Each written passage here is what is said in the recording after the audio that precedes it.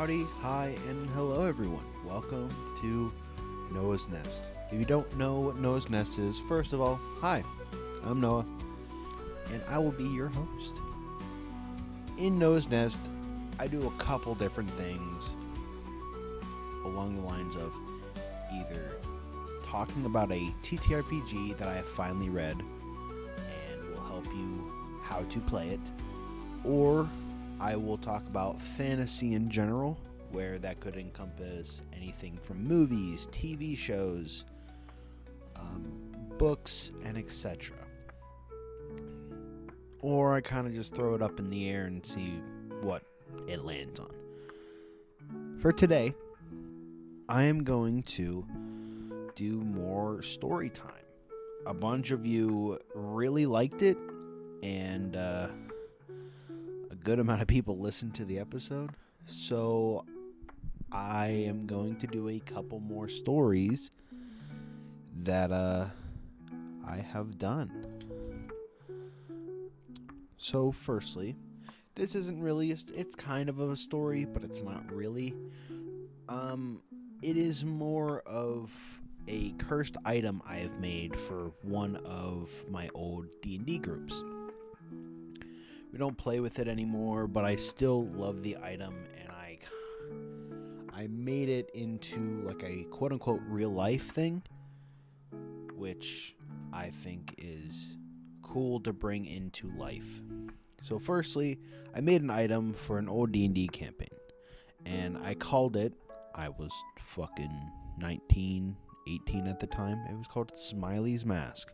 It was a face that was fully painted yellow with a massive white grin on that I just smeared red paint off to the side of it. But in the game, when you wear it, your eye is quote-unquote open. It had 3 abilities that I made for it, and a couple other things. First ability was you need to smile. It was where you were able to target a creature, and if it failed on a wisdom save, I believe, they were charmed for an hour, which that had multiple charges, so the wearer could charm multiple people for a different ability. Next one is Hear Their Screams. It was meant to be a killer. This person is supposed to be a killer that just went around, and the only way for it to survive was to kill things. In a 30-foot cone, a wave of unbearable screams come from the past victims, fail on the save, and become frightened for an hour. And the next one is Welcome to My World, which this was once per day. You and anyone you have killed gets transported to a different plane ruled by you, and anyone cannot leave unless you choose it. So this was an idea where I was going to make this person charm, frighten, whatever, all of the party members, so that they would get teleported to this new realm where they would have to full on defeat them and end their ruling. But they were smart enough to either cover their ears or be in a different place at a different time. So after all of these abilities that they get, they also get cursed. So once you're attuned, you hear the old killers of the mask inside your head. So there was multiple different killers that I was going to fully develop into, where it just, as each person dies, their voices, their memories, and everything else gets pretty much magically sucked into the mask, and these different people were in there almost forever. At the end of the day, you must make a saving throw, and if you fail, you lose yourself. It increases every single, I wasn't sure if it was every day or every week, but there was going to be a point where you were going to be fully lost. And they have to follow these commandments if they become lost. First one is that they have to kill 3 people per day. There's no way around it. If you don't do it, your whole entire soul, head, everything is just gone. 2, if someone takes off your mask, you die from the overload of voices. So I wanted the villain to be attached to this. It could not be more than like 10 feet away from them, or the overwhelming voices would take over. Next one is that they would regain health as long as they have at least 1 HP. Now, I didn't decide on how much they would roll for it, or if they just like gained 1 or 2 every time their turn comes around. I didn't decide on that. They would gain 10 movement speed, and they would add a +2 strength. But a -2 to wisdom. So all in all, it was supposed to be very, very tempting to wear this, having all these abilities. But then once you put it on, it's pretty much an automatic downhill to not being able to save yourself from this mask and constantly want to unalive people. Let's do another. Here's like a really entertaining one in my opinion. So this one is about where I was a PC for our friend Tyler, and he wanted us to try out a new TTRPG. It's called Cthulhu Dark. We've played it many, many times. So we were playing this game where I was a milkman. I think it was based off in the 70s or 60s. And it was pretty much, hey, this person has been gone missing. I think they're doing bad things. Please help us. Please help me. So it was never on the podcast, which I am sad to say. Side note, check us out on anything else. Thank you. So we were playing Cthulhu Dark, and we were given 2 items that were pretty much normal to a occupation of yours. So there was a secretary, there was me, the milkman, there was a medic, and I think like a barber. The 2 I had were a whole canister, which was like the 4 jars of milk, and a list of people's names and addresses, which I think that's fair. Before I continue, Cthulhu Dark is about you debating on if you're able to get away with certain roles and gain advantages by debating to the DM. Such as, if a door is locked, I could say I'm a milkman, so I have to be strong because I have to carry around milk all the time. And just like that, I somehow became overpowered by everyone agreeing that it was overpowered. I knew where people were from the address and people's names. I was able to enter homes since I was a regular milkman, and I was strong. I was also charismatic. It was just the perfect outcome for this whole story. All I am trying to say in this short story is that if you were an actual milkman in the 60s or 70s, you could almost get away with anything. And pretty much get anything that you ever wanted.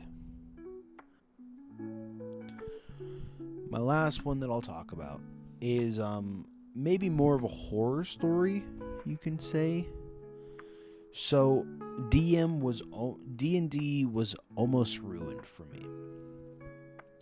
So I used to DM at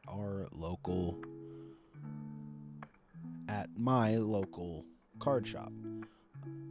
My friend worked there. I was very good friends with the owner, and he said, hey, we're looking for DMs that want to start new games. We have a back room. We have days that you can go in free of charge. You can do whatever you want to. I'm like, that sounds amazing. I'll do it. So I got some people together. Some people stopped going, some people stayed with it. But in the end, it was me, a fighter bard I talked about this fighter warlock in a previous Storytime episode. A fighter, an artificer, and a cleric. So all of these people were doing their normal shenanigans. Very here and there. Now I'm going to say the cleric and the fighter were not the issue. It was the artificer and the warlock. Now these two I didn't know at the time, but I came to find out that they were just wanting to join different D&D campaigns just to find ways to ruin it, which left a very, very bad taste in my mouth. So what happened was that another person, after my D&D group kind of quote-unquote fell through, or just I couldn't do it anymore, of just the complete chaotic and not having anything ready because I didn't know what they were going to do, I stopped playing to just take a break.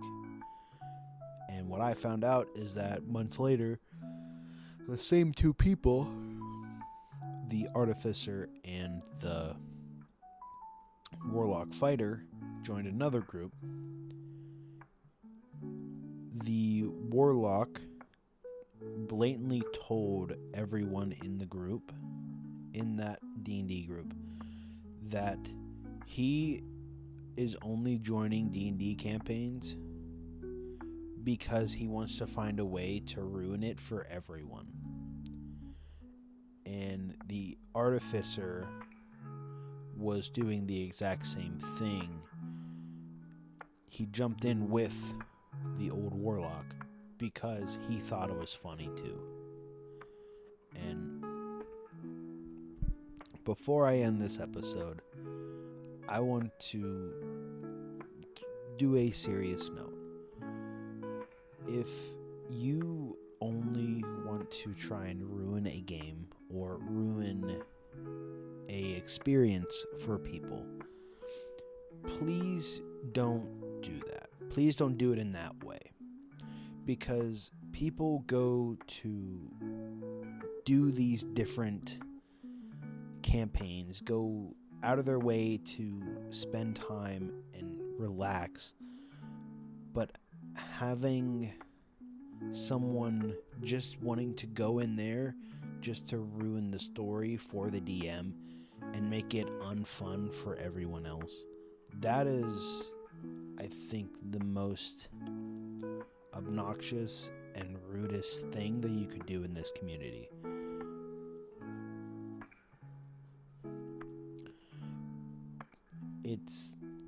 It's already hard for DMs and players to get a schedule together. It's very hard for DMs to get everything together and make a story that won't fall through immediately, or get people engaged or keep them engaged, and for players to focus on everything around them. And if you're going in to try and just ruin it, please just stop playing. Unless you find a group that just wants to make it chaotic and does not care, don't ruin things for other people that just want to relax and have fun.